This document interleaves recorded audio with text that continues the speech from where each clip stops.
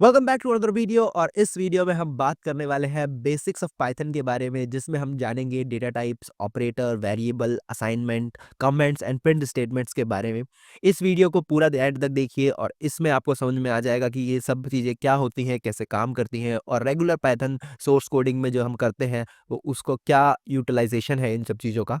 तो इस वीडियो में विद एग्जांपल्स मैंने आपको समझाने की कोशिश की है। आई होप आपको पूरा समझ में आएगा।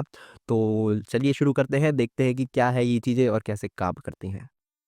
तो चलिए शुरू करते हैं। सबसे पहले जानते हैं डेटा टाइप्स के बारे में, जिसमें मैंने कि आपको यहाँ पे सामने आप स्क्रीन पे देख सकते हैं कि मैंने एक लिस्ट बना रखी है डेटा टाइप्स की, जिसमें मैंने कुछ डेटा टाइप्स मेंशन कर रखे हैं। वैसे तो पाइथन में काफ़ी सारे डेटा टाइप्स होते हैं, जैसे कि कॉम्प्लेक्स या फिर डिफरेंट क्लासेस, इनको भी हम डेटा टाइप्स में कंसिडर करते हैं। बट ये जो है कुछ, ये प्रिमिटिव डेटा टाइप्स हैं, जैसे कि float, text, integer, none, bytes and boolean. तो जो फ्लोट्स होते हैं, फ्लोट्स जैसा कि आपने अगर दूसरी प्रोग्रामिंग लैंग्वेज में करा होगा, तो फ्लोट्स बेसिकली कुछ नहीं, एक ऐसे डेटा टाइप्स होते हैं जो कि नंबर होते हैं बट डॉट के साथ आते हैं, मतलब डेसिमल नंबर्स होते हैं। जैसे कि 1.2 हो गया, 1.3 हो गया, 1.4 हो गया। ऐसे ही टेक्स्ट डेटा टाइप जो कि स्ट्रिंग डेटा टाइप होता है, बेसिकली इसको स्ट्रिंग ही कहते हैं। टेक्स्ट क्योंकि इसमें कुछ कैरेक्टर्स जो होते हैं वो कैसे क्लासिफाई नहीं होते। बेसिकली जो दूसरी प्रोग्रामिंग लैंग्वेज है उसमें दो चीज़ें होती हैं, जैसा कि मैं आपको यहाँ पे दिखाता हूँ। कि सपोज दैट कि मैं सी में काम कर रहा हूँ और सी में मेरे को एक स्ट्रिंग बनानी है या फिर एक कैरेक्टर बनाना है। तो स्ट्रिंग में दो चीज़ें होती है, एक तो होता है कैरेक्टर, एक होता है स्ट्रिंग। ठीक है? या फिर सी प्लस प्लस की बात कर लो मैं, तो दो चीज़ें होती है, स्ट्रिंग और कैरेक्टर। तो अगर कैरेक्टर जो होता है कैरेक्टर, उसको हम किससे डिनोट करते हैं? सिंगल कोट से डिनोट करते हैं। किसकी बात कर रहा हूँ? सी प्लस प्लस की बात कर रहा हूँ मैं। ठीक है? तो इस तरह से सिंगल कोट से हम कैरेक्टर को डिनोट करते हैं। तो मतलब एक सिंगल अल्फाबेट एक कैरेक्टर होता है। बट स्ट्रिंग की बात करूं तो वही मल्टीपल अल्फाबेट्स का ग्रुप वो एक कैरेक्टर हो जाता है। ठीक है? जैसे कि एबीसी, कुछ भी हो सकता है, अल्फा न्यूमेरिक हो सकते हैं, नंबर्स हो सकते हैं, कुछ भी हम जो डबल कोट्स के अंदर लिख दे वो स्ट्रिंग बन जाती है, जो कि मल्टीपल कैरेक्टर्स की बनी होती है। ठीक है? तो इसमें दो सेपरेशंस होते हैं, सी प्लस प्लस और दूसरी जो भी जावा हो गया, सी प्लस प्लस हो गया, इन सब में। लेकिन पाइथन की अगर मैं बात करूं, तो पाइथन में सिर्फ एक डेटा टाइप होता है, जिसे हम कहते हैं स्ट्रिंग कह लो, टेक्स्ट कह लो या कैरेक्टर कह लो, कुछ भी कह लो। इसमें सिर्फ और सिर्फ एक डेटा टाइप होता है, जिसको हम कैसे भी लिख सकते हैं, एक डबल कोट, सिंगल कोट, किसी तरह से भी। वो मैं बताऊंगा कि किस तरह से इसको लिखते हैं। तो बस इसमें ये एक ही डेटा टाइप होता है। ठीक है? फ्लोट क्या होता है? फ्लोट जैसे 1.2, 1.3 हमने बात कर ली थी उसके बारे में। 1.2, 1.3 जैसे पॉइंटेड डेसिमल्स जो हम कहते हैं। ठीक है? ऐसे ही हमारे पास कुछ और होते हैं, जैसे कि हो गया इंटीजर्स, इंटीजर 1, 2, 3, 4 ऐसे। ठीक है? नन टाइप, अब बेसिकली पाइथन में एक डेटा टाइप होता है नन। तो अभी हम क्या करते हैं, एक बार पाइथन के कोड पे जाते हैं और इसको करते हैं कि इस तरह से नन टाइप्स और डेटा टाइप्स होते हैं। ठीक है? तो मैंने यहाँ पे वीएस कोड खोल लिया है। इसमें आप देखिए यहाँ पे एक फाइल का ऑप्शन आएगा। इस फाइल के ऑप्शन पे क्लिक करने पे आपको ये फाइल खुल जाएगी और यहाँ पे आपको लिखना है फर्स्ट, फाइल का नाम फर्स्ट, मैं लिखता हूँ फर्स्ट पाइथन। और इसके बाद हम यहाँ पे एक फाइल हमने ओपन कर लिया और यहाँ पे हम एडिटिंग कर सकते हैं। अब अगर मैं को चाहता हूँ कि मैं एक डेटा टाइप डिक्लेयर करूँ, तो मैं कुछ नहीं, एक वेरिएबल में इस तरह से डिक्लेयर कर सकता हूँ पाइथन के अंदर, और उसको मैं ये चीज़ असाइन कर दूँ, तो 1.3 डेटा टाइप मेरे पास आ गया। मैंने इसको असाइन कर दिया ए को। ठीक है? तो इसको अगर मैं प्रिंट करूँ ए को, तो मेरे पास ये क्या प्रिंट करेगा? 1.3 प्रिंट करने वाला है। तो अगर मैं इसको ए को प्रिंट करता हूँ, तो देखिए यहाँ पे पाइथन कमांड, अपन को पता ही है क्या है कमांड।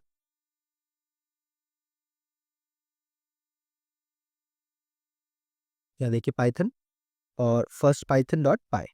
तो देखिए इसने क्या प्रिंट किया है? 1.3। ठीक है? ऐसे ही अगर मैं एक ही जगह पे यहाँ पे लिख देता हूँ एबीसी, तो ये क्या प्रिंट करेगा? यहाँ पे एबीसी प्रिंट करने वाला है। ठीक है?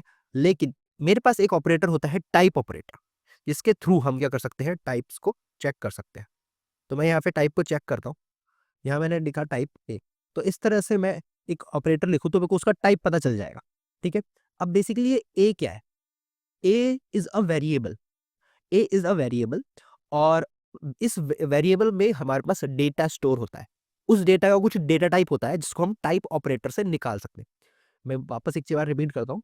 ए एक वेरिएबल होता है जो कि एज अ कंटेनर बिहेव करता है इन मेमोरी, जिसके अंदर हमारे पास डेटा स्टोर रहता है, और उस डेटा का कुछ डेटा टाइप रहता है जिसको हम टाइप ऑपरेटर से निकाल सकते हैं। मतलब जो ये एबीसी है, हम उसको रेफरेंस कर सकते हैं विद हेल्प ऑफ ए।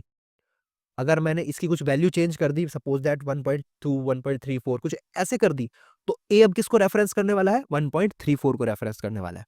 मैं इसकी वेरिएबल की वैल्यू कुछ भी रख सकता हूँ, एएसडीएफ भी रख सकता हूँ, कुछ भी रख सकता हूँ। ठीक है, तो अब ये इसको किसको रेफरेंस करेगा? इस जो मैं उसको असाइन वैल्यू करूंगा वो। तो variable is nothing but a container that hold data, and data has a certain data type which can be fetched bye type operator. ठीक है, तो इस तरह से मैं कर सकता हूँ। अगर मैं इसको रन करता हूँ तो देखिए यहाँ पे क्या है, क्लास स्ट्रिंग। तो ये क्या बता रहा है कि ये एक स्ट्रिंग क्लास का ऑब्जेक्ट है, तो ये क्या है? एक स्ट्रिंग है। अगर मैंने यहाँ पे इसमें लिखा 1.3 1.6 या 1.3 कुछ भी लिख दो, तो देखिए यहाँ क्या लिखा है, ये एक फ्लोट क्लास का ऑब्जेक्ट है। इसका मतलब ये क्या डिनोट कर रहा है? एक फ्लोट को डिनोट कर रहा है। मैं यहाँ पे सिर्फ और सिर्फ 1 लिखता हूँ या 2 लिखता हूँ जो कि एक इंटीजर है, तो देखिए ये इंट टाइप का ऑब्जेक्ट है जो कि एक इंटीजर को कंटेन कर रहा है। ठीक है, ए का टाइप क्या है? एक इंटीजर है, मतलब एक वेरिएबल है जो कि इंटीजर को कंटेन करके रख रखा है। ठीक है, ऐसे ही मेरे पास कुछ यहाँ पे डेटा टाइप्स और भी थे, जैसे फ्लोट को हमने देख लिया, टेक्स्ट देख लिया जो कि स्ट्रिंग है, इंटीजर देख लिया, हमारे पास है नन। तो नन जो डेटा टाइप है बेसिकली क्या है? नन मतलब नल। तो अगर मेरे पास सपोज दैट कोई एक वेरिएबल है जैसे कि ए, उसमें मैं कोई वैल्यू असाइन करना ही नहीं चाहता, ठीक है, अभी के लिए मैं उसको एम्प्टी रखना चाहता हूं, तो मैं क्या कर सकता हूं? नन डिक्लेयर कर सकता हूं, NONE नन। तो मैं दिखाता हूं किस तरह से मैं कर सकता हूं। तो अगर मैं इसको यहाँ पर कुछ वैल्यू असाइन नहीं करना चाहता, सपोज दैट मैं बाद में वैल्यू असाइन करना चाहता हूँ एक कैलकुलेशन करने के बाद, तो हम क्या कर सकते हैं? नन इसको असाइन कर देते हैं, तो इसका टाइप जो होगा वो नन टाइप का हो जाएगा। ठीक है, मैं बाद में इसको कुछ भी वैल्यू असाइन कर सकता हूँ, जैसे कि A equal to 2 print type of A. देखिए यहाँ पर अगर मैं इस तरह से इसको असाइन कर दूं, पहला नन और फिर 2, तो अब देखिए पहले नन टाइप प्रिंट होएगा, फिर उसके बाद इंट प्रिंट होने वाला है। तो देखिए यहाँ पे नन टाइप पहले प्रिंट हुआ, फिर उसके बाद इंट प्रिंट हुआ, तो मतलब कि पहले मैंने उसको नन डेटा टाइप असाइन किया और फिर उसके बाद मैंने उसको इंट डेटा टाइप असाइन कर दिया। ठीक है, ऐसे ही मैं फ्लोट असाइन कर सकता हूँ, ऐसे ही मैं स्ट्रिंग असाइन कर सकता हूँ, कुछ भी मैं असाइन कर सकता हूँ। ठीक है, तो ये था डेटा टाइप नन। ऐसे ही मेरे पास बाइट डेटा टाइप भी होता है। बाइट डेटा टाइप को हम किस तरह से डिनोट करते हैं? वो हम बी से डिनोट करते हैं। तो बाइट मतलब कोर बाइट्स। ठीक है, तो अगर मैं यहाँ पर इसको प्रिंट करता हूँ ए को, मेरे पास कुछ अलग प्रिंट नहीं होगा। प्रिंट मेरे पास डी ही प्रिंट होने वाला है क्योंकि मैंने डी असाइन किया, लेकिन एक बाइट फॉर्मेट में प्रिंट होने वाला है। तो अगर मैं इसको इसका टाइप प्रिंट करता हूँ, तब देखना वो हमारे पास बाइट प्रिंट हो। तो देखिए यहाँ पे बाइट बी और टाइप दिस बाइट। ठीक है, अगर मैं यहाँ /n लगा देता हूँ, देखिए यहाँ पे सेम वही चीजें प्रिंट होंगी, बट इसका जो डेटा टाइप है वो अलग होगा। एक्चुअली बाइट होता क्या है कि एक मशीन रीडेबल डेटा होता है, मशीन कोड होते हैं उसके अंदर। ठीक है, आप टेक्सचुअल डेटा को स्ट्रिंग में स्टोर करते हो और मशीन डेटा को बाइट्स में स्टोर करते हो। तो जैसे कि आप कोई फाइल रीड करते हो तो बाइट्स में रीड होती है। ठीक है, आप कोई कोई एक पीडीएफ बनाते हो तो उसको बाइट्स में रीड करते हो। ठीक है, तो इस तरह से हमारे बाइट्स काम आते हैं वहां पे। वहां हमारी स्ट्रिंग्स काम नहीं आ सकती, स्ट्रिंग को हमें बाइट में कन्वर्ट करना पड़ता है। ठीक है, तो अगर मैं यहाँ लिखूं प्रिंट, ये सेम होगा सब कुछ। अगर मैं ए को प्रिंट करता हूं तो ये सेम प्रिंट होगा, बट यहाँ पे सिर्फ एक बी का डिफरेंस हो जाएगा जो कि डिनोट करेगा कि ये बाइट्स हैं हमारे। ठीक है, अगर मैं इसको स्ट्रिंग में कन्वर्ट करना चाहूँ तो मैं एक एनकोड मेथड, डीकोड मेथड होता है, डीकोड मेथड होता है जिसका मैं इस्तेमाल कर सकता हूँ। सॉरी, इस तरह से। तो ये हमारे पास क्या हो गया कि स्ट्रिंग में कन्वर्ट हो गया है। तो देखो बाइट्स जो होते हैं वो स्ट्रिंग से डिफरेंट होते हैं, पर वो इंटरनली मशीन लैंग्वेज पे लेवल पे डिफरेंट होते हैं। ठीक है, हम नॉर्मली देख के कुछ डिफरेंस नहीं बता सकते उसके अंदर। ठीक है, तो ये थे बाइट डेटा टाइप के बारे में। ओके, अब हमारे पास यहाँ पे आता है बुलियन डेटा टाइप, जिसमें हमारे पास ट्रू फॉल्स जो है दो ही चीजें आती हैं। तो एक होता है हमारे पास ट्रू और एक होता है हमारे पास फॉल्स। ठीक है, तो देखिए ट्रू मतलब 1, फॉल्स मतलब 0। ठीक है, तो ये जो बुलियन डेटा टाइप होते हैं ये हमारे पास काम आते हैं जब हम इफ एल्स कंडीशन का यूज करते हैं या कंपैरिजन का यूज करते हैं, तब हमारे पास बुलियन डेटा टाइप काम आते हैं। तो इसके लिए कंपैरेटर ऑपरेटर भी होते हैं जो कि हम अभी पढ़ने वाले हैं। ठीक है, तो इस तरह से ये जो चीजें हैं ये डेटा टाइप्स होते हैं। अगर मैं इसको प्रिंट कराऊं ए को, एंड प्रिंट बी, और इनके टाइप को भी प्रिंट करा देता हूँ, print type of a and same as print type of b. तो देखिए यहाँ पे क्लास बूल, ठीक है, फॉल्स एंड ट्रू, तो ये होता है बुलियन डेटा टाइप्स। तो ये था डेटा टाइप्स के ऊपर। अब हम बात करते हैं वेरिएबल्स के बारे में। तो जैसा कि मैंने बताया है कि वेरिएबल्स क्या होते हैं। बेसिकली वेरिएबल्स एक कंटेनर होते हैं जिसके अंदर हमारा डेटा स्टोर होता है। तो सपोज दैट कि एक मेमोरी है हमारे पास। मैं आपको एक डायग्रामेटिकली ये चीज बताता हूँ, मिटाते हैं इसको। तो जैसे कि हमारे पास सपोज दैट कि एक मेमोरी होती है, हमारे पास एक रैम है, हमारे पास एक रैम है, ये हमारी रैम है, बहुत सुंदर सी रैम है हमारी, ठीक है। इसके अंदर हमारे पास कुछ ब्लॉक्स रिजर्व कर रखे हैं। जैसे जब भी कोई प्रोग्राम रन करता है तो वो स्पेस तो चाहिए, उसको मेमोरी में डेटा स्टोर करना है उसको। तो सपोज दैट हमारे हेलो वाले प्रोग्राम ने, हेलो पाइथन ने क्या कर दिया, ये वाला पूरा स्पेस अपने लिए रिजर्व कर लिया, ठीक है। अब उस ये स्पेस का क्या करता है, बेसिकली इस स्पेस का ये क्या करता है, डेटा स्टोर करता है। तो रैम है तो ऑब्वियसली डेटा स्टोर ही होगा, ठीक है। बट ये किस चीज का डेटा स्टोर करता है, जो भी हम इसके अंदर वेरिएबल्स डिक्लेयर करते हैं।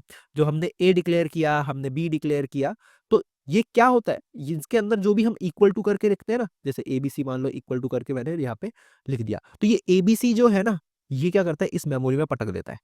यहाँ पे हमारे पास कुछ खांचे बने हैं, 1 2 3 4 ऐसे 8 खांचे बने होते हैं जब हमारे पास 8 बाइट की रैम होती है तो, ठीक है। तो ये जो होती है, ये यहाँ पे इसके अंदर ए स्टोर कर दिया मान लो इसने, यहाँ बी स्टोर कर लिया, यहाँ सी स्टोर कर लिया, यहाँ डी स्टोर कर लिया। ऐसे ही क्या करता है, जो भी हमारे पास वेरिएबल की वैल्यू होती है वो एक एक करके, अगर स्ट्रिंग है तो, अगर स्ट्रिंग है तो इस तरह से स्टोर करता है अपने ब्लॉक्स के अंदर, ठीक है। तो स्टोर कर लेता है, ठीक है। और एक टेबल मेंटेन करके रखता है कि ये मेमोरी लोकेशन मान लो 0 है, ये 1 है, ये 2 है, ये 3 है। इस पाइथन प्रोग्राम के हिसाब से एक टेबल मेंटेन करके रखता है कि ए वेरिएबल 0 लोकेशन पे है। तो जब भी मैं बोलता हूँ प्रिंट ए, मैं बोलता हूँ प्रिंट ए, ये ए इस टेबल को रेफरेंस करता है, पाइथन पाइथन खुद एक टेबल को रेफरेंस करता है, बोलता है कि ए किस वेरिएबल किस लोकेशन पे प्रेजेंट है, वो उस लोकेशन को पॉइंट कर देता है। यहां से इसने देखा ये, और इस लोकेशन को पॉइंट कर दिया, और इसके जब तक इसको स्लैश एन नहीं मिल जाता, मतलब एंड ऑफ लाइन कैरेक्टर होता है ये एक, बेसिकली /0 होता है लास्ट कैरेक्टर जिसे हम कहते हैं, जब तक वो नहीं मिल जाता ये इटरेट करता रहता है। हम वो दिखता नहीं है वो कैरेक्टर, ये /0 यहाँ पे दिखेगा नहीं आपको, लेकिन होता है ये पाइथन इसके अंदर अपने आप। जब हम इसको कंपाइल करता है या फिर स्टोर करता है तो ये ऐड कर देता है, ठीक है। तो मैंने क्या बताया इसका, मैं वापस एक बार रिपीट करता हूँ कि सपोज दैट कि मैंने एक वेरिएबल डिक्लेयर किया ए, जिसका वैल्यू है ABC, ठीक है। और तो पाइथन क्या करेगा, उसको स्टोर करने के लिए रैम के अंदर एक मेमोरी क्रिएट करेगा और ऐसे कुछ ब्लॉक्स में उसको स्टोर कर देगा, ठीक है। अब अगर इस तरह के ब्लॉक्स में स्टोर कर दिया तो उसको फैच करना है। तो फैच करने के लिए वो एक टेबल बना के रखता है। क्या करता है, टेबल बना के रखता है जिसमें वो कुछ इस तरह का खांचा बना रहता है टेबल के अंदर, ठीक है। ए और उसका एड्रेस, वेरिएबल नेम एंड उसका एड्रेस। अब उस जैसे ही उसको चाहिए कि भाई ये वेरिएबल मेरे को फैच कर रहा है, तो इस टेबल को रेफर करता है और इससे उसका एड्रेस निकाल के उस लोकेशन में पहुंच जाता है। अब जैसे वो उस लोकेशन पे पहुंच गया, उसने देखा कि ये मेरा है, यहाँ से उठा लो उठा लो उठा लो उठा लो, जब तक उसको ये /0 कैरेक्टर, जो कि पाइथन इंटरनली ऐड करता है, क्या कैरेक्टर होता है, /0, ये कैरेक्टर पाइथन इंटरनली ऐड कर देता है किसी भी स्ट्रिंग को स्टोर करने से पहले। तो इस स्ट्रिंग को स्टोर करते टाइम, जब फैच करते टाइम, जब ये कैरेक्टर उसको मिल गया, वो रुक जाएगा, बोलेगा बस हमारा वेरिएबल खत्म हो चुका है, हमें इससे आगे नहीं चाहिए, ठीक है। तो इस तरह से पाइथन क्या करता है, वेरिएबल को फैच करता है स्ट्रिंग के केस में, ठीक है। ऐसे ही इंटीजर के केस में भी यही करता है। इंटीजर में मान लो बी की लोकेशन डाल दी 2, तो यहाँ पर इंटीजर स्टोर कर देता है, तो वो बाइट फॉर्मेट में ऑब्वियसली इंटीजर को स्टोर करेगा। तो उसकी जो बाइट वैल्यू है, जैसे कि मान लीजिए 2 है, तो 2 की बाइट वैल्यू है 1 1 0, इस तरह की बाइट वैल्यू होती है। तो इसको क्या कर देगा, 0 0 0 0 1 0, तो इस तरह से स्टोर कर देगा, क्योंकि 8 बाइट का होता है ना हमारा। अगर हमारी 8 बिट रैम है तो हमारे पास 8 ब्लॉक्स बने होते हैं, ठीक है। तो इधर 0 0 0 0 0 0 0 0 0 0 1 एंड 0, तो ये हमारे पास इस फॉर्मेट में क्या करता है, स्टोर कर लेता है। और जैसे ही मैं बोलता हूँ कि मेरे को बी एक्सेस करना है, तो वो लोकेशन पे जाता है, बोलता है कि क्या है इसकी वैल्यू, निकाल के दे दो, वो दे देता है, पूरी वैल्यू को निकाल के दे देता है। ठीक है, इंटीजर के केस में। ऐसे ही फ्लोट का मैकेनिज्म थोड़ा अलग है, जिसको हम एक अलग वीडियो में समझेंगे, क्योंकि उसमें काफ़ी टाइम लगेगा हमें समझने में। क्योंकि उसमें पीछे की बाइट्स अलग होते हैं और डॉट से पहले की चीज़ें अलग स्टोर होती है। नेगेटिविटी भी हम स्टोर कर सकते हैं उसी तरह से बाइट रेफरेंस में। ठीक है, तो वो अलग चीज़ है। बुलियन के लिए ट्रू फॉल्स के लिए 1 0 वो ऑब्वियसली स्टोर करता है एक जगह पे। ऐसे इस तरह से क्या करता है पाइथन, क्या करता है वेरिएबल्स को स्टोर करता है अपने अंदर, रैम के अंदर। ठीक है, रैम के अंदर। अब ये variables as a container behave करते हैं, और जब भी हम इसके अंदर कोई चीज डालते हैं हम उसको निकाल के चेंज कर सकते हैं। उसे हम इक्वल टू असाइनमेंट से करते हैं। यहाँ पे जैसे कि मैंने बताया आपको, मैंने जैसे नन टाइप वाले एग्जांपल में भी आपको दो एक एक वेरिएबल को मल्टीपल जगह पे इस्तेमाल करके बताया था। तो जैसे ए को मैंने असाइन किया 2, हमें यहाँ पे डेटा टाइप डिक्लेयर करने की जरूरत नहीं पड़ती है, ये अपने आप डेटा टाइप को ले लेता है। ए को मैंने असाइन किया 2, ठीक है, उसको मैंने प्रिंट करने की कोशिश करी, मतलब उसको फेच करने की कोशिश करी यहाँ पे, और फिर मैंने ए को असाइन कर दिया सम डिफरेंट वैल्यू, तो उसको वो क्या हो जाएगा, चेंज हो जाएगा। यहाँ पे अगर मैं प्रिंट करने की कोशिश करूँ तो देखिए, पहले 2 प्रिंट हुआ, फिर एबीसी प्रिंट हुआ। मतलब कि पहले मेरे पास वेरिएबल कुछ और था, अब मेरे पास वेरिएबल मैंने कुछ कर दिया चेंज। तो ऑब्वियसली ये इक्वल टू असाइनमेंट ऑपरेटर है, जिसकी वजह से ये वेरिएबल चेंज हो पाया है। ठीक है, तो ऐसे हम कुछ भी वेरिएबल डिक्लेयर कर सकते हैं। सपोज दैट बी डिक्लेयर कर दिया, जिसकी वैल्यू ऐसा नन नन कर दी, फिर उसके बाद बी की वैल्यू हमने क्या कर दी, 2 कर दी। ठीक है, ऐसे सी डिक्लेयर कर दिया, जिसकी वैल्यू पहले हमने ट्रू कर दी, फिर सी की वैल्यू हमने क्या कर दिया, फॉल्स कर दिया। फॉल्स नहीं तो चलो कुछ स्ट्रिंग कर देते हैं, एएसडीएफ, ये स्ट्रिंग कर दी। ठीक है, तो एक्चुअली ये हम पाइथन के अंदर बड़ी आसानी से कर पाते हैं। बाकी प्रोग्रामिंग लैंग्वेज में अगर हमने डिक्लेयर कर दिया बी को इंटीजर, तो फिर इंटीजर वैल्यू ही लेगा, स्ट्रिंग वैल्यू नहीं ले सकता। ठीक है, तो ये टाइप डिक्लेरेशन यहाँ पे नहीं है। यहाँ पे कोई भी वैल्यू किसी को भी हम असाइन कर सकते हैं। जावास्क्रिप्ट में भी ऐसा ही है। ठीक है, बाकी जो सी है, सी प्लस प्लस है, जावा है, इनमें ऐसा नहीं है। इनमें हमने टाइप डिक्लेयर करके फिर ही हमें यहाँ पे उसको वैल्यू को असाइन करना होता है, क्योंकि वो टाइप के बेसिस पे ही उसकी वैल्यू असाइन होती है। ठीक है, तो ये था कि किस तरह से वेरिएबल डिक्लेयर करते हैं और वेरिएबल को असाइन करते हैं। ठीक है, ऐसे ही हमारे पास कुछ होते हैं ऑपरेटर्स। ठीक है, हम ऑपरेटर्स के बारे में जानते हैं। ऑपरेटर्स बेसिकली क्या होते हैं, जो कि किसी भी वेरिएबल पे ऑपरेशन परफॉर्म करने का काम करते हैं। देखिए, जब हम बोलते हैं कि हमें किसी वैल्यू वैल्यू हमें वेरिएबल में असाइन करनी है, तो मैंने बोला a इक्वल टू 3, तो यह यहाँ क्या हुआ, ये जो इक्वल टू है, ये एज अ असाइनमेंट ऑपरेटर हमारे पास काम करता है। तो हमारे पास अगर मैं देखूं ऑपरेटर्स कितने टाइप के होते हैं, तो देखिए मैंने यहाँ टेबल बना रखी है, यहाँ पे पहले से लिस्ट बना रखी है। Operators are of 6 types in Python. तो सबसे पहला है arithmetic operators, assignment operators, comparator comparison operators, जो किसी को कंपेयर करने का काम आते हैं, logical operators, identity operators, membership operators, bitwise operators. ये 6 ऑपरेटर के टाइप है, जो कि 6-7 ऑपरेटर के टाइप है जो कि हमारे पास रेगुलरली यूज आते हैं। ठीक है, जैसे कि अर्थमेटिक ऑपरेटर की बात करते हैं। अर्थमेटिक ऑपरेटर मतलब की होता है plus minus multiplication division modulus, ये सब चीजें करना। ठीक है, तो मान लीजिए मेरे पास a इक्वल टू 2 है, b इक्वल टू 3 है। ठीक है, तो मैं इस पे कुछ ऑपरेशंस परफॉर्म करना चाहता हूँ, तो जैसे कि a प्लस बी मैं यहाँ पे परफॉर्म करना चाहता हूँ। ठीक है, a माइनस बी कर सकते हैं, a मल्टीप्लाई बाय b कर सकते हैं। ठीक है, a डिवाइड बाय b कर सकते हैं। ठीक है, ए मॉड्यूलस, बेसिकली मॉड्यूलस मतलब रिमाइंडर फाइंड करना। ठीक है, तो अगर मैं इन सबको प्रिंट करूंगा तो मेरे पास देखना क्या आएगा,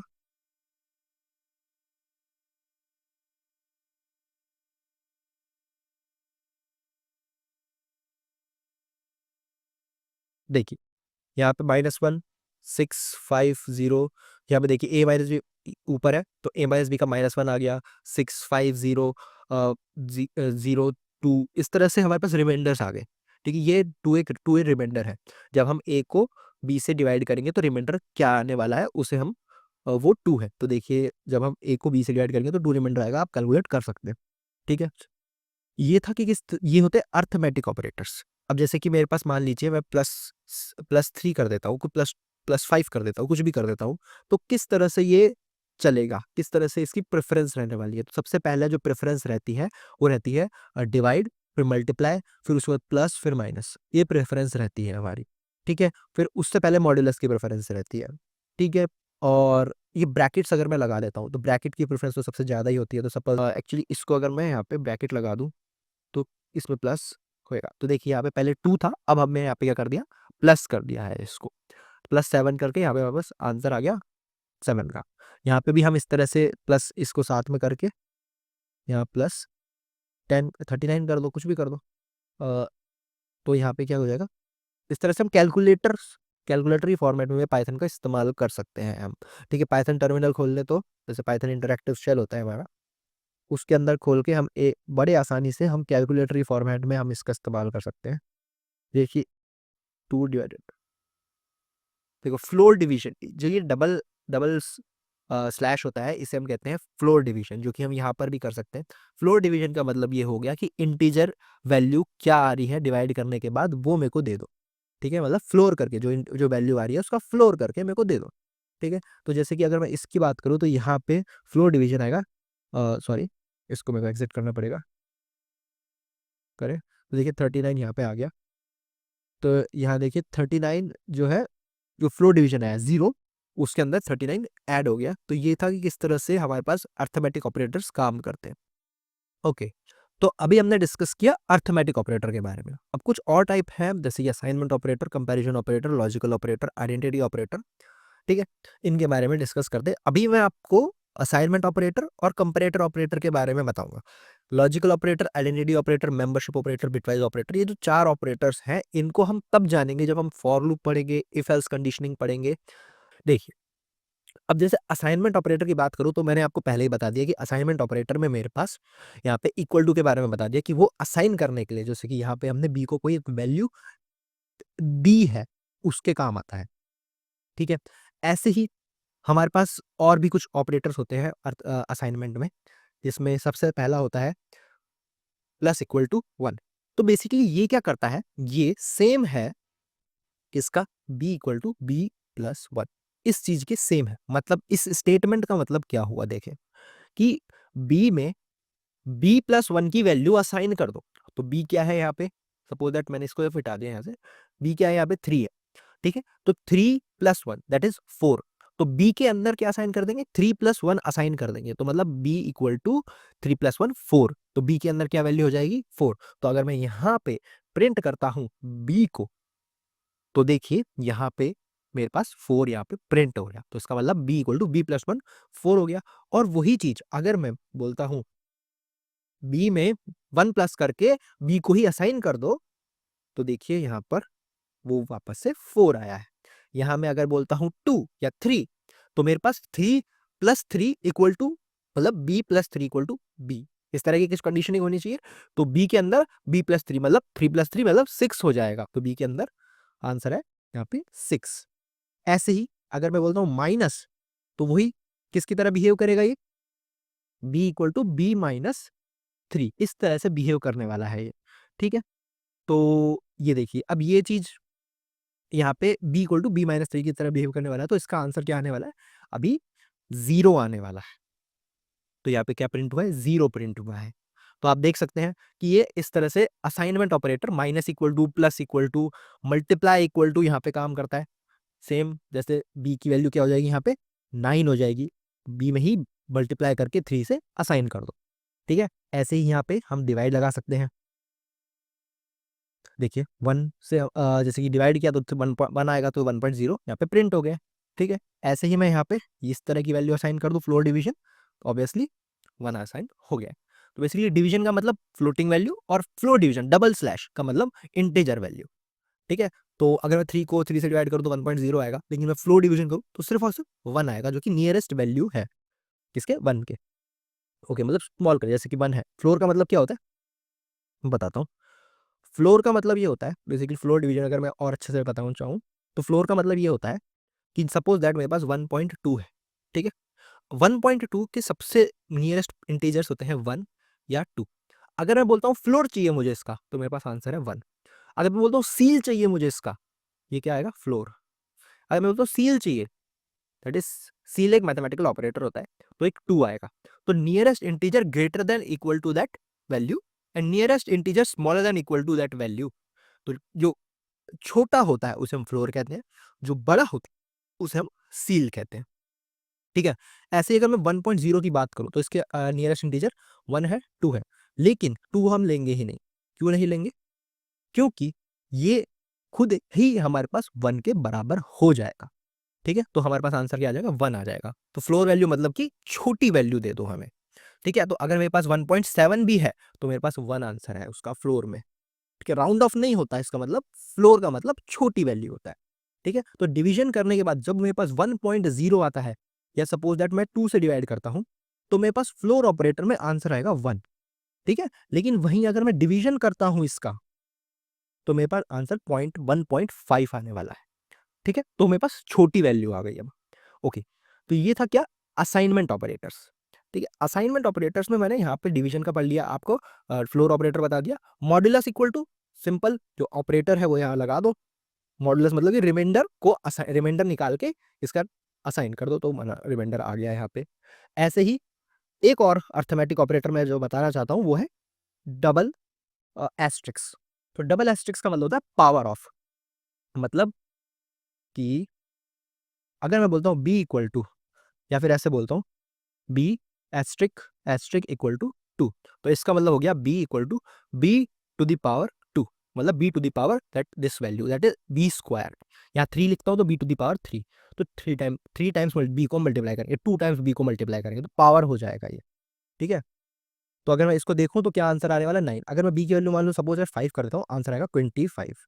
ठीक है, ऐसे ही मैं यहाँ पर आपको ये एक और चीज़ प्रिंट करना चाहता हूँ। ये ऑपरेटर मैं आपको वैसे बता देता हूँ, b to the power 2 arithmetic की फॉर्मेट में। तो यहाँ देखिए 25 प्रिंट हो गया। यहाँ पे मैं 3 लिखना चाहूँ, ये क्या? पावर ऑपरेटर है, जैसे हम कहते हैं पावर ऑपरेटर, पावर निकालने का काम आता है। तो ये जो छोटे छोटे, ये जो 3 बेसिक ऑपरेटर्स है, flow division, power operator, modulus, ये सब हमें बहुत बहुत ही हाई, मतलब जो कैलकुलेशन बहुत हाई होती हैं। ठीक है, मतलब कि बहुत कॉम्प्लेक्स होती है, जिसमें बहुत इटरेशंस होती हैं। मल्टीप्लिकेशन हो गया, जैसे डिवीजन हो गया। जैसे अगर मैं बोलता हूँ कि मैं 5 को 3 टाइम्स मल्टीप्लाई करना चाहूँगा, मतलब 5 की बार 3 निकालना चाहता हूँ, तो मैं ऐसे लिखूंगा 5 मल्टीप्लाई बाय 5 मल्टीप्लाई बाय 5। ठीक है, मान लो n टाइम्स मेरे को निकालना है। ठीक है, तो मैं n वेरिएबल यूजर से इनपुट करवा के फिर मैं पावर कैलकुलेट करना चाहता हूँ, तो मैं बार एक फॉर लूप के थ्रू आइटरेट करूंगा इसको। पर ये जो ऑपरेटर है ये मुझे एक ही स्टेटमेंट के अंदर आंसर दे देगा। तो कॉम्प्लेक्स कैलकुलेशन को सिंपल करने में काम आ सकता है ये ऑपरेटर। ठीक है, तो ये था क्या? पावर ऑपरेटर और असाइनमेंट ऑपरेटर्स। ठीक है, तो असाइनमेंट ऑपरेटर्स के बारे में हमने पढ़ लिया है, और पावर ऑपरेटर्स और अरिथमेटिक ऑपरेटर्स के बारे में भी हम सबने डिस्कस कर लिया है इस वीडियो में। अब जो हमारे पास बचते हैं वो कुछ कंपैरिजन ऑपरेटर्स होते हैं। Basically comparison operators are those operators that are used to compare things. मतलब दो वेरिएबल्स हैं, उनकी वैल्यू सेम है या उनके बीच में क्या रिलेशन है, वो हमें निकालने के काम आते हैं। जैसे कि अगर मैं बोलता हूं कि मेरे पास कोई वैल्यू है a equal to 3, b equal to 4। ठीक है, मैं बोलता हूं कि क्या ये दोनों वैल्यू बराबर है, मेरे को चेक करना है, तो हम इस ऑपरेटर की मदद से चेक कर सकते हैं। तो अगर ये चीज ट्रू देता है, अगर ये चीज ट्रू देता है तो इसका मतलब ये दोनों बराबर है। अगर ये चीज फॉल्स देता है तो इसका मतलब ये दोनों नहीं है बराबर, या फिर इसमें कुछ ग्रेटर देन और स्मॉलर देन का रिलेशन है कुछ। तो अगर मैं देखूं तो ये देखिए फॉल्स आ गया यहाँ पे, तो इसका मतलब ये दोनों बराबर नहीं है। तो ये दोनों क्या है, हमें चेक करना है। तो सपोज दैट मैंने चेक कर लिया ए इज ग्रेटर देन बी, क्या ए बी से बड़ा है? तो ग्रेटर देन एक ऑपरेटर हो गया। तो देखते हैं, ये दोनों नहीं है, मतलब ए ग्रेटर देन बी नहीं है। ऐसे ही मैं बोलता हूं कि क्या ए स्मॉलर देन है बी से? चलो इसका भी टेस्ट कर लेते हैं। 3 ही कंडीशंस हो सकती हैं हमारे पास 2 नंबर के कंपैरिजन में। तो हाँ, ये लास्ट कंडीशन है जो कि ट्रू है, तो ए स्मॉलर देन बी है, बिल्कुल है। ठीक है, तो कंपैरिजन मतलब कि बराबरी के लिए हम चेक करते हैं डबल इक्वल टू, फिर ग्रेटर देन और स्मॉलर देन तो एज जैसे हम मैथमेटिक्स में यूज करते हैं वैसा ही है। ठीक है, वही हमारे पास यहाँ पे ग्रेटर देन इक्वल टू पढ़ लिया, स्मॉलर देन इक्वल टू। हाँ, ग्रेटर देन इक्वल टू और स्मॉलर देन इक्वल टू हम यहाँ पे देख सकते हैं, जैसे कि obviously greater than equal to b अगर मैं देखूं तो ये मेरे पास क्या आ सकता है? ट्रू आ सकता है या फॉल्स आ सकता है, A smaller than equal to B. देखिए अब देखिए यहाँ पर क्या कंडीशन होती है, ये वाला फॉल्स है क्योंकि बराबर नहीं है। ये वाला फॉल्स है, क्यों? एक छोटा है बी से, तो ये वाला ट्रू है, ठीक है। लेकिन अगर मैं इसकी बात करूं तो ये बोलता है ग्रेटर देन इक्वल टू, या तो ग्रेटर होगा या फिर इक्वल टू होगा, तो इन दोनों ही कंडीशन में मेरे पास ट्रू रिटर्न होना चाहिए। ये बोलता है कि अगर दोनों में से कोई, अगर ए बी से बड़ा है या ए बी के बराबर है, तब मेरे पास क्या रिटर्न होना चाहिए? ट्रू रिटर्न होना चाहिए, वरना फॉल्स रिटर्न होना चाहिए। तो ये किसको कंटेन करता है? दो कंडीशन को कंटेन करता है, ग्रेटर देन और इक्वल टू कंडीशन। ऐसे ही सिमिलरली ये स्मॉलर देन और इक्वल टू कंडीशन को ट्रू कंटेन करता है। तो इधर मेरे पास दो ट्रू स्टेटमेंट्स प्रिंट होनी चाहिए, जो कि है इस लाइन पे 5 नंबर लाइन पे, और जो कि है 7 नंबर लाइन पे। ये दोनों स्टेटमेंट्स पे ट्रू प्रिंट होना चाहिए। Let's check. तो देखिए यहाँ पर भी ट्रू है और यहाँ पर भी ट्रू है, ठीक है। ऐसे ही अगर मैं इन दोनों की वैल्यू को बराबर कर दूं, तो अब मेरे पास कहाँ कहाँ ट्रू प्रिंट होना चाहिए, लेट्स डिस्कस। तो सबसे पहली बात, बराबरी की जो ऑपरेटर कंपैरिजन हो रहा है उसमें तो होगी ही होगी। यहाँ पे इन दोनों में नहीं होगा, क्यों? क्योंकि ये दोनों ग्रेटर देन और स्मॉलर देन के हैं। ये दोनों जो है, ये बोलते हैं अगर ग्रेटर देन है या फिर बराबर है, अगर स्मॉलर देन है या फिर बराबर है। तो बराबर दोनों में आ रहा है, मतलब डबल इक्वल टू कंपैरिजन हो रहा है। तो इसका मतलब इन दोनों में भी प्रिंट होना चाहिए ट्रू। तो अगर मैं देखूं तो यहाँ देखिए 3 जगह मेरे पास यहाँ पे ट्रू प्रिंट हुआ है। तो ये क्या है? एक मेरे पास असाइनमेंट, सॉरी, कंपैरिजन ऑपरेटर्स कुछ इस टाइप के होते हैं। और एक और जो कंपैरिजन ऑपरेटर वहां लिखा था, वो लिखा था ए नॉट इक्वल टू बी। मतलब क्या हुआ कि क्या ए बी के इक्वल नहीं है? तो अब क्या यहाँ पे प्रिंट होना चाहिए? इस कंडीशन के लिए, सिर्फ इस कंडीशन के लिए फॉल्स प्रिंट होना चाहिए, क्योंकि ए बी के अभी इक्वल है। तो देखिए लास्ट में फॉल्स प्रिंट हुआ है। लेकिन अगर मैं यहाँ बोल दूं 4 या फिर 43, कुछ भी, ठीक है, तो लास्ट वाली वैल्यू ट्रू प्रिंट होगी, बिल्कुल, क्योंकि वो नॉट इक्वल है। ओके, तो ये था कंपैरिजन ऑपरेटर्स। अब हमने ऑपरेटर्स के बारे में तो डिस्कस कर लिया, लेकिन अब मैं ये जो बार बार प्रिंट स्टेटमेंट लिख रहा हूँ आपके सामने और मैं उस चीज को प्रिंट करवा रहा हूँ, इसके बारे में तो हमने अभी तक डिस्कस ही नहीं करा। हम इसको यूज भी कर रहे हैं, लेकिन तो अब हम इसके बारे में डिस्कस करने वाले हैं। तो बेसिकली प्रिंट एक फंक्शन है जो कि हमें कोई भी वेरिएबल की वैल्यू या कोई भी स्ट्रिंग लिटरल या कोई भी इंटीजर वैल्यू को स्क्रीन पे आउटपुट कराने में मदद करता है। इसके अंदर हम कुछ पैरामीटर्स भेज सकते हैं और कुछ वैल्यूज भी भेज सकते हैं। तो अगर मैं यहाँ पर कुछ भी एक स्ट्रिंग प्रिंट कराना चाहता हूँ, सपोज दैट ASDF, या कुछ भी मैं स्ट्रिंग प्रिंट कराना चाहता हूँ, वो मैं यहाँ पे प्रिंट स्टेटमेंट के अंदर जैसा हम अभी तक लिखते हैं वो प्रिंट कर देगा सब। अब लेकिन मैं चाहता हूँ मल्टीपल स्ट्रिंग्स को मैं साथ में प्रिंट कराऊं। वो कैसे करूं? देखिए यहाँ पे मैं कॉमा लगा के कोई दूसरी स्ट्रिंग में लिख सकता हूँ। तो इस तरह से हमने कॉमा लगा के सेपरेट करके दूसरी स्ट्रिंग लिख दी, और वो भी ये साथ में प्रिंट कर देगा। अगर मैं आपको दिखाऊं यहाँ पे प्रिंट करते, तो देखिए यहाँ पे दोनों प्रिंट कर दी। ऐसे ही मैं मल्टीपल स्ट्रिंग्स को प्रिंट करा सकता हूँ, जैसे कि मैं हेलो प्रिंट कराता हूँ।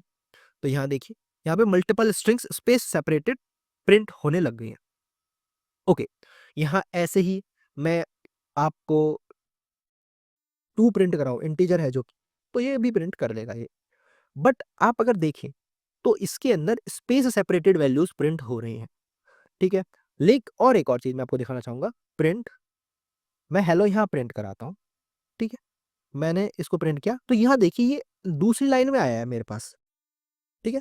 अब कुछ कंडीशंस होती हैं, मतलब कि ये तो आपको समझ में आ गया होगा कि मैं मल्टीपल स्ट्रिंग्स कैसे प्रिंट कराऊं, मल्टीपल वेरिएबल्स किस तरह प्रिंट कराऊं। तो अगर मैं कोई वेरिएबल डिक्लेयर करता हूं, उसको भी मैं यहाँ पर प्रिंट करा सकता हूं। तो जैसे कि मैं यहाँ कॉमा सेपरेट करके ए लिख दूंगा, तो ये इस चीज को भी प्रिंट कर देगा। बट बात सिर्फ इतनी है कि ये तो सेट फॉर्मेट हो गया ना, कि जैसे कि अगर मैं कॉमा सेपरेटेड वैल्यूज दे रहा हूँ तो स्पेस के फॉर्मेट में प्रिंट हो रहा है। दो प्रिंट स्टेटमेंट्स अलग लिख रहा हूँ तो एंटर, मतलब न्यू लाइन में मेरे पास आ रही है चीजें। मैं ये नहीं चाहता। मैं चाहता हूं कि मेरे पास ये जो स्पेस आए ना, इसकी जगह हाइफन आए। तो मेरे पास एक एक इस तरह का आर्ग्यूमेंट होता है। आर्ग्यूमेंट्स और फंक्शंस के बारे में हम बाद में जानेंगे, पर मैं अभी आपको ये बता देता हूँ कि इसके अंदर एक आर्ग्यूमेंट होता है, हाइफ सेप, SEP, सेपरेशन। उसको हम यहाँ पे देंगे, तो ये देखिए क्या बिहेव करेगा। मैं सेव कर देता हूँ फाइल, यहाँ मैं देता हूँ। तो देखिए यहाँ पे इसने स्पेस की जगह पे क्या दे दिया है? हाइफंस देने लग गया है।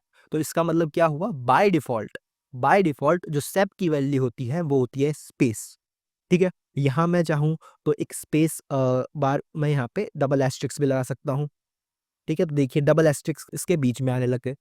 ठीक है, ओके, ये बात ठीक है, ये बात समझ में आएगी भाई, सेपरेशंस मैं चेंज कर सकता हूँ। But how this new line, मैं नहीं चाहता कि मेरी जो अगली प्रिंट स्टेटमेंट है वो न्यू लाइन में आए। तो उसको करने के लिए मैं यहाँ पे एक और ऑपरेटर का यूज़ कर सकता हूँ जिसे हम कहते हैं एंड। एंड मतलब एंड ऑफ द लाइन में आपको क्या चाहिए। बाय डिफ़ॉल्ट जो इसकी वैल्यू होती है वो होती है slash n. Slash n refers to enter, ठीक है? जब हम कोई स्ट्रिंग लिखते हैं, को हम कोई स्ट्रिंग के बारे में पढ़ेंगे, तो हम जानेंगे कि स्ट्रिंग के अंदर हम बहुत सारे कैरेक्टर्स को यूज़ कर सकते हैं। जैसे कि अल्फ़ाबेट्स, न्यूमेरिक्स, अल्फ़ा न्यूमेरिक्स, जो भी हमारे पास दूसरे कैरेक्टर स्पेशल कैरेक्टर्स ये भी यूज़ कर सकते हैं। इसके साथ-साथ कुछ एक एस्केप सीक्वेंस कैरेक्टर्स होते हैं, जिनका हम यूज़ कर सकते हैं, जिसमें से स्लैश एन भी एक एस्केप सीक्वेंस कैरेक्टर है। ठीक है? तो यहाँ पे बाय डिफ़ॉल्ट स्लैश एन रहता है। मैं चाहूँ तो इसको स्पेस बार भी दे सकता हूँ। तो अब देखिए इसमें क्या होगा। ये देखिए यहाँ पे ये जो हेलो हुआ है, ये मेरे पास नेक्स्ट लाइन के बजाय सिंगल लाइन में प्रिंट हो गया है। मैं यहाँ चाहूँ तो मैं इसके अंदर 000 इस तरह का प्रिंट कर दूँ, तो हर लाइन पे मतलब ये जब प्रिंट स्टेटमेंट एंड होगी, तो मेरे पास ये 0000 प्रिंट होके आएगा। तो देखिए, यहाँ देखिए 0000 प्रिंट होके आ गया। ऐसा ही अगर मैं इस लाइन के अंदर दे दूँ, तो यहाँ पर भी मेरे पास 0000 प्रिंट होके आ जाए। देखिए यहाँ पर भी 00 प्रिंट होके आ गया। तो ये होता था एंड और सेप जो हमारे पास आर्ग्यूमेंट्स होते हैं वो, ठीक है? ऐसे ही अगर मैं यहाँ पे आपको स्लैश एन एक एस्केप सीक्वेंस दिखाऊँ, तो देखिए मैं स्लैश एन से एक बैकस्लैश और उसके आगे एन, तो ये एक एस्केप सीक्वेंस बन जाता है। तो सपोज़ दैट कि मेरे को यहाँ पर एक एंटर चाहिए तो मैं स्लैश एन लिख सकता हूँ। मेरे को यहाँ पे ये यही सेम डबल कोट चाहिए। अगर मैंने बोला कि मैंने डबल कोट यहाँ कर दिया, तो ये बाकी की जो स्ट्रिंग है ये खत्म हो गई, इसका कोई वजूद नहीं रहा, ठीक है? आगे वाली स्ट्रिंग ही मायने रखेगी। तो पर मैं चाहता हूँ कि जब मेरे पास प्रिंट हो, तब मेरे पास ये चीज़ डबल कोट्स आएँ, यहाँ पे कुछ इफ़ेक्ट ना हो। तो उसके लिए भी हम स्लैश लगा दें, बैक स्लैश, तो ये यहाँ पे प्रिंट में इसको कंसिडर कर लेगा। देखिए इसका आउटपुट कैसा आया, यहाँ पे एएस के बाद तो एंटर आ गया, साथ ही साथ ये भी प्रिंट हो गया, जैसे कि ये डबल कोड ही प्रिंट हो गया। मैं इसको मिटा देता हूँ, फिर दिखाता हूँ आपको। ये देखिए यहाँ पे डबल कोड भी प्रिंट हो गया। तो इसे कहते हैं, जब हम बैक स्लैश के आगे कोई कैरेक्टर लिखते हैं, उसे हम कहते हैं एस्केप सीक्वेंस। लेकिन व्हाट इफ कि हमें सिर्फ़ और सिर्फ़ बैकस्लैश ही में कोई स्ट्रिंग में प्रिंट कराना हो, तो उसके लिए भी हम बैकस्लैश के बाद बैकस्लैश लगा सकते हैं, ठीक है? तो बैकस्लैश के बाद बैकस्लैश लगा दिया, तो अभी ये जो बैकस्लैश है, ये प्रिंट होगा एक तो, और साथ ही साथ ये ग्रुप जो कि एक डबल कोट को डिनोट कर रहा है, वो प्रिंट होगा। तो देखिए यहाँ पे किस तरह की स्ट्रिंग आएगी, ये स्ट्रिंग आ गई यहाँ पे। एक्चुअली मैंने सेव नहीं करा फाइल को। ये देखिए यहाँ पे डबल स्लैश की जगह स्लैश आ गया और स्लैश डबल कोट की जगह डबल कोट प्रिंट हो गया। तो एस्केप सीक्वेंस की तरह इसको हमने क्या किया, बिहेव किया इसने। ठीक है, तो ये था कि एस्केप सीक्वेंस क्या होते हैं, कुछ स्पेशल कैरेक्टर्स जो कि हम एक स्ट्रिंग के अंदर प्रिंट नहीं करवा सकते, उनको हम with the help of backslash print कराते हैं, उसे ही हम एस्केप सीक्वेंस कहते हैं। ठीक है, ऐसी सेपरेशन और एंड होता है। ठीक है, तो ये था कि प्रिंट स्टेटमेंट क्या होगा। बट मैंने ये देखिए कि ये ऊपर भी कुछ कोड लिख रखा है और वो एग्ज़ीक्यूट नहीं हुआ। यहाँ पे बहुत सारे प्रिंट स्टेटमेंट है, वो एग्ज़ीक्यूट नहीं हुई। क्यों नहीं हुई? क्योंकि दे आर कमेंटेड। जब हम पाइथन में किसी भी चीज़ के आगे हैश लगा देते हैं, then it is supposed to be commented, मतलब वो उसको कंपाइलर रीड नहीं करेगा। ठीक है? ह्यूमन उसको रीड कर सकता है, मतलब ह्यूमन ने ही वो चीज़ लिखी है, ह्यूमन उसको देख के रीड कर सकता है, वो ह्यूमन के रेफरेंस के लिए होते हैं। आप इसके अंदर हैश लगा के यहाँ पे आप कुछ भी क्या कर सकते हो, कोई भी नोट डाल सकते हो, suppose print statement on the way, ठीक है? ये नोट दे दिया। अब ये नोट पाइथन के लिए कुछ काम का नहीं है, ये हमारे लिए है काम का, कि हम प्रिंट स्टेटमेंट सीख रहे हैं, ठीक है? हम यहाँ पे कुछ नोट डालना चाहें, हम यहाँ पे कुछ भी कोई ह्यूमन रेफरेंस देना चाहें, इस फंक्शन की डेफिनेशंस यूज़ कर दिख बताना चाहें क्या करता है, क्या नहीं करता, वो हम लिख सकते हैं for human readability purpose. But for compiler it is of no use, so compiler उस लाइन को कर देगा स्किप। तो अगर मैं यहाँ पे इसको रन करूँ, तो it will have no effect on our code because it is commented. तो हमें जो भी कोड जो कि अनयूज़्ड है या फिर जो यूज़ नहीं आ रहा है या सिर्फ़ ह्यूमन रीडेबिलिटी पर्सपेक्टिव से है, उसको हम कमेंट करके छोड़ सकते हैं, जो कि हमारे कोड में कोई भी इफ़ेक्ट नहीं डालने वाला है। तो इससे क्या ये होता है कमेंटिंग, ये प्रिंट स्टेटमेंट्स जो कि हमने अभी पढ़ी, और ऑपरेटर्स और असाइनमेंट ऑपरेटर्स, कंपैरिजन ऑपरेटर्स, इन सब के बारे में पहले पढ़ लिया है। ठीक है? तो आई होप कि आपको ये वीडियोस पूरी क्लियर समझ में आई होगी, जिसमें हमने काफ़ी कुछ कवर कर लिया है बेसिक्स के अंदर, डेटा टाइप से लेकर ऑपरेटर्स, ऑपरेटर्स से लेकर print statements and comments. Operators में भी हमने असाइनमेंट ऑपरेटर, कंपैरिजन और अरिथमेटिक ऑपरेटर्स कवर कर लिए हैं। तो इस वीडियो में हम इतना ही रखते हैं। आगे आने वाली वीडियो में हम कुछ और प्रोग्रामिंग कॉन्सेप्ट्स के बारे में जानेंगे पाइथन के। तो तब तक मेरे साथ बने रहिए, और तब इस वीडियो में इतना ही। हम मिलते हैं अगली वीडियो में, तब तक के लिए take care and bye bye.